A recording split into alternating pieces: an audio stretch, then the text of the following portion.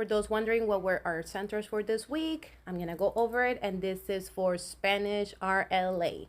Starting with center number 1, the students have all of these cards in which they have the letters in uppercase, and then here are in lowercase. So they're basically going over the capital letter and then the lowercase letter, matching it. And then the cards are all in one place. And then my minion leader is the one that is in charge of, okay, word is Y, siguiente, F.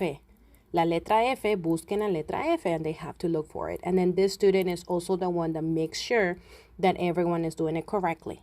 Center number 2, in this center, the students had paint, as you guys can see.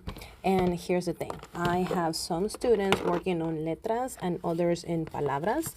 So I had dos fantasmitas with the words and then dos fantasmitas with the letras. Here's their paint palettes, and this is what they did. So in this container I have the crayons. So first of all, they will grab their crayon and write the letras. So from these, they will pick whatever letter they wanted and they will write it in the fantasmita.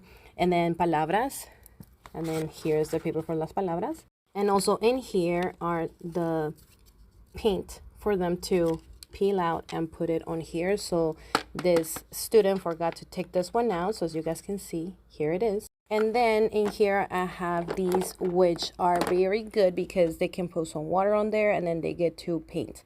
Now I let the kids pick the color that they want, but they can only get 2 per student, and they have to make sure that no one gets the repeated color at their table. So that way they can get different colors as a group table. I believe this is their favorite center, especially because they get to write the words, and then as they're painting, then the word reveals in their fantasmita. So see, the paint, the palette, and the pinceles, they all came in this right here. Now I did purchase 4 of these, so that way all of my kids will have their own palette and their own brush, which I love that brush because once they put some water on it, then they don't have to like put more in it for a good while.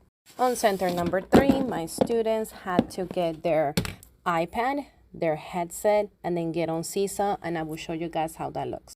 In this Seesaw activity, students are working on the initial sound, el sonido inicial. So then they click on the picture and then it tells them fantasma. Fantasma.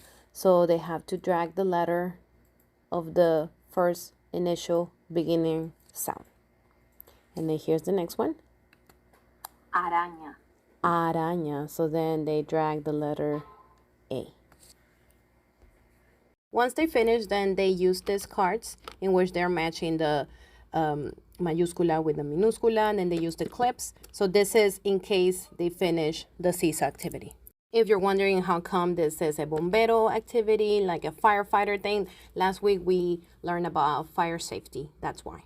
Center number 4. I found this container at Walmart. So on the top, they have los fantasmitas, and then in here, they have to match the fantasma with the letter.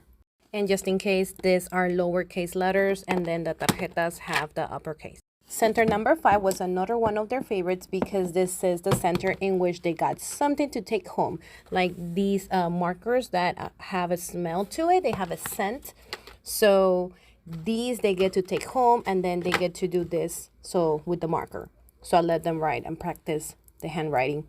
And this is the reason that I buy these, because it motivates them into wanting to write. And our last center has las sílabas, in which they have all of these cards in here, and then they have this right here. So they put the buckets like this, 1 through 6, and then they go a, ra, ña.